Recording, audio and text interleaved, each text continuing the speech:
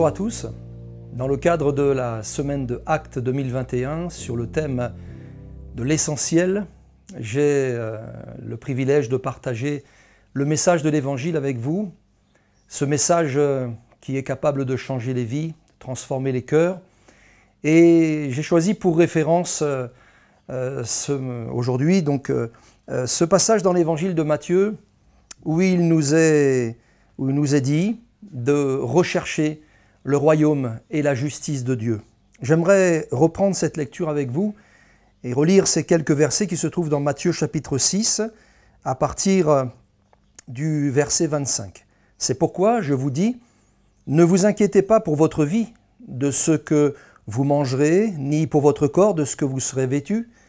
La vie n'est-elle pas plus que la nourriture et le corps plus que le vêtement? Regardez les oiseaux du ciel. Ils ne sèment ni ne moissonnent et ils n'amassent rien dans les greniers, et votre Père céleste les nourrit. Ne valez-vous pas beaucoup plus qu'eux? Qui de vous, par ses inquiétudes, peut ajouter une coudée à la durée de sa vie? Et pourquoi vous inquiétez-vous au sujet du vêtement? Considérez comment croissent les lys des champs, et ils ne travaillent ni ne filent. Cependant, je vous dis que Salomon même, dans toute sa gloire, n'a pas été vêtu comme l'un d'eux. Si Dieu revêt ainsi l'herbe des champs, qui existe aujourd'hui et qui demain sera jetée au four, ne vous vêtira-t-il pas à plus forte raison, gens de peu de foi? Ne vous inquiétez donc point, et ne dites pas « Que mangerons-nous? Que boirons-nous? De quoi serons-nous vêtus ?» Car toutes ces choses, ce sont les païens qui les recherchent. Votre Père céleste sait que vous en avez besoin. Cherchez premièrement le royaume et la justice de Dieu, et toutes ces choses vous seront données par-dessus. Ne vous inquiétez donc pas du lendemain, car le lendemain aura soin de lui-même. À chaque jour suffit sa peine. Voici les paroles du Seigneur Jésus qui, s'adressant à ses disciples et aussi aux foules qui le suivaient, a pu amener les cœurs des uns et des autres à rechercher ce qu'il y a de plus important.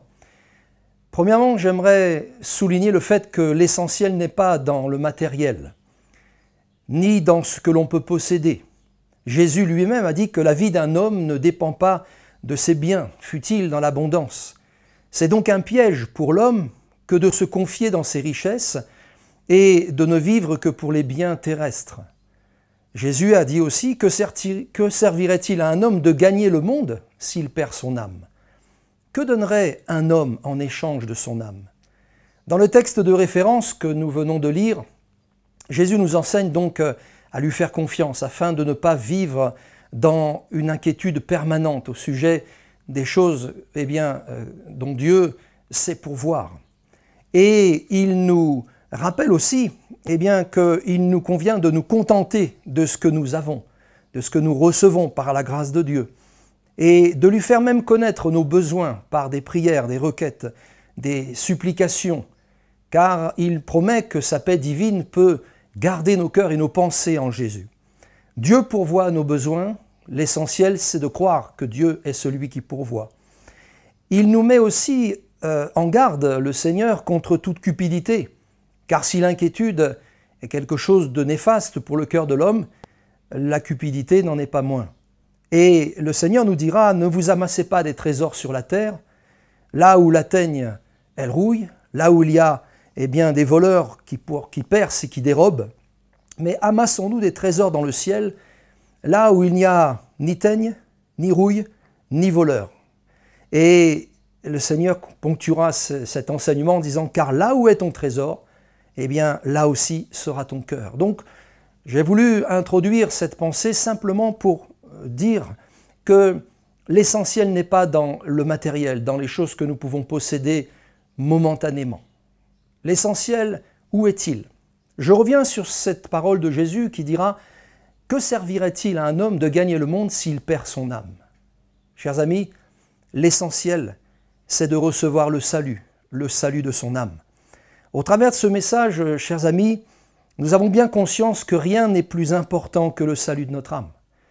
Au temps du commencement de l'Église, il y a 2000 ans, les apôtres, les premiers disciples de Jésus, ces apôtres ont insisté sur le fait que le plus important était le salut de l'âme.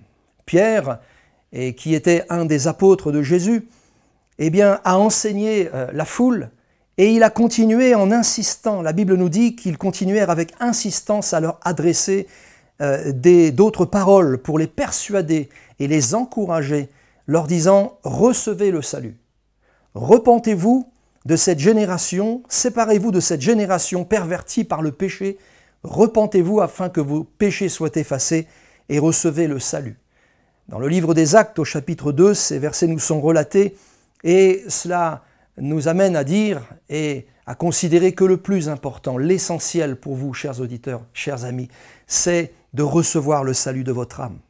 Nous nous adressons à vous comme Jésus s'est adressé à ses contemporains. Et nous portons dans nos cœurs un message d'amour, un message de paix que nous voulons vous partager avec des mots simples et avec humilité de cœur. Nous croyons que Jésus-Christ est vivant et qu'il n'a pas changé. Il est le même hier, aujourd'hui et éternellement, et il est capable, de s'adresser à vous. Et c'est ce qu'il désire faire. Il cherche votre désir de l'accepter. Il frappe à la porte de votre cœur. Il est venu sur la terre il y a 2000 ans de cela. Non pas pour juger le monde, mais pour que le monde soit sauvé par lui.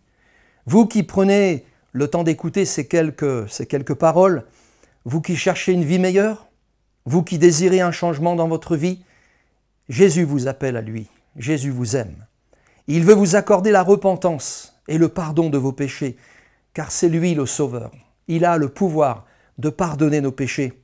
Il a le pouvoir de changer nos vies. Où en êtes-vous donc aujourd'hui par rapport à son appel? Le cherchez-vous dans votre vie? Il est près de vous et il se laisse trouver si vous le cherchez de tout votre cœur.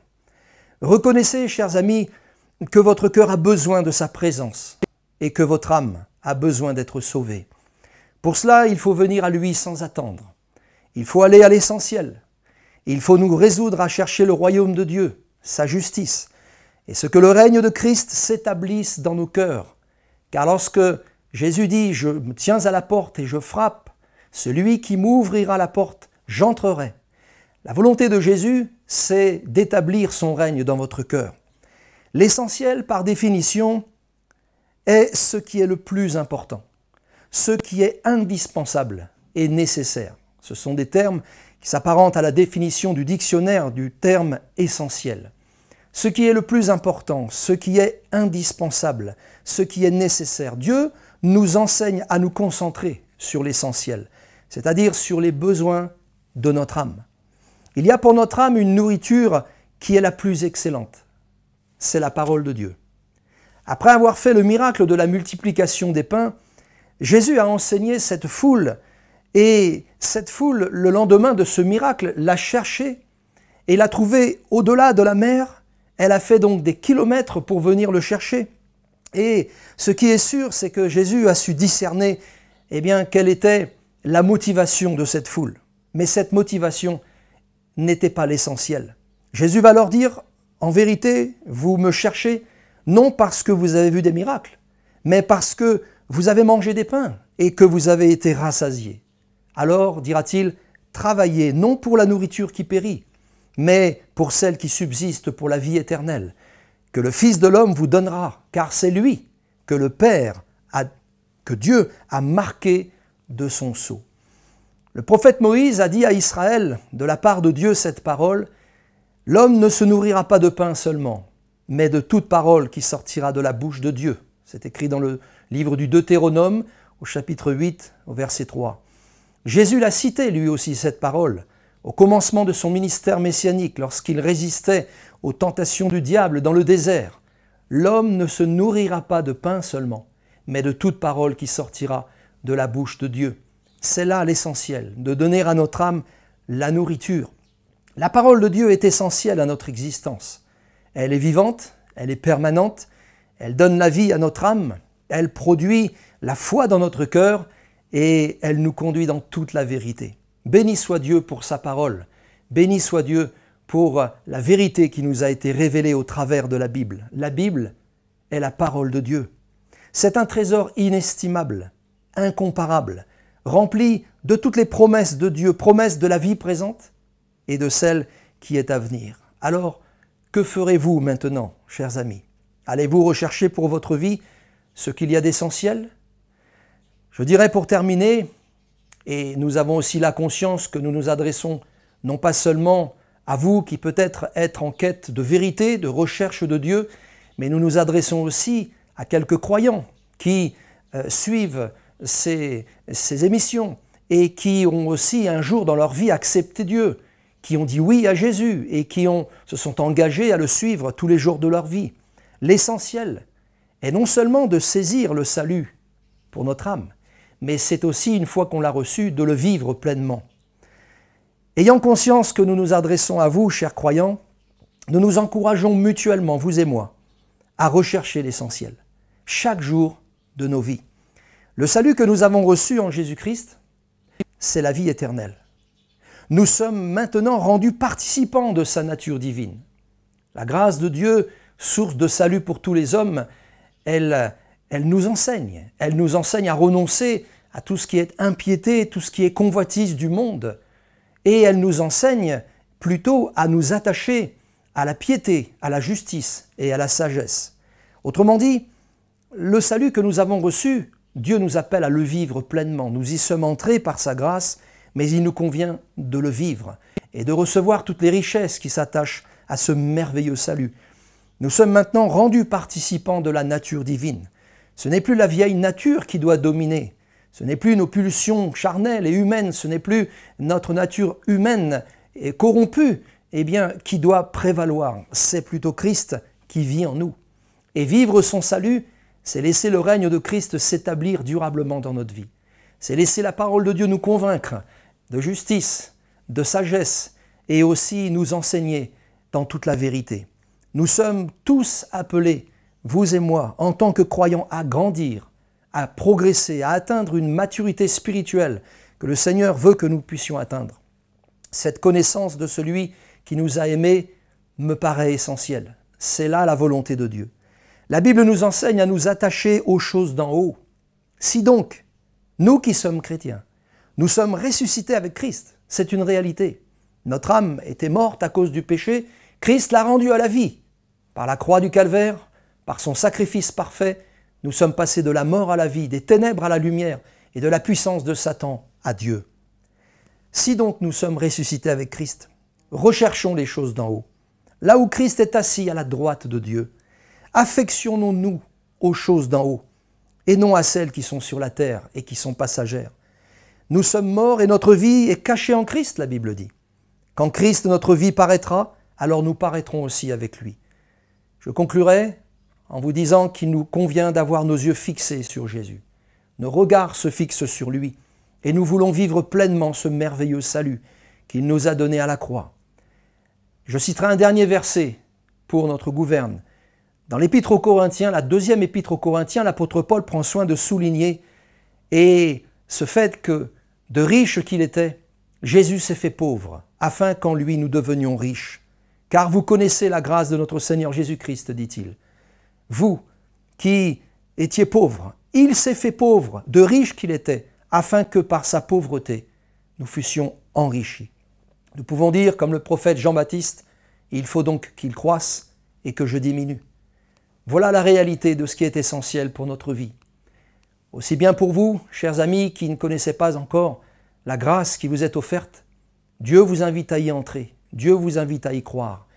Dieu vous invite à ne pas vous laisser encombrer l'esprit et les pensées par les biens de cette terre. Dieu est celui qui pourvoit à nos besoins. Et il nous montre que l'essentiel est le salut de notre âme, de recevoir Jésus comme sauveur personnel, de l'accepter comme étant celui qui a pris votre place sur la croix du calvaire, celui qui vous aime tant, celui qui vous reçoit et qui vous accueille tel que vous êtes, qui vous appelle à la repentance et à la foi. Et ainsi, vous entrerez dans ce salut merveilleux que Dieu vous appellera à vivre pleinement, car toute plénitude habite en lui. Que Dieu vous bénisse tous, chers amis. À bientôt.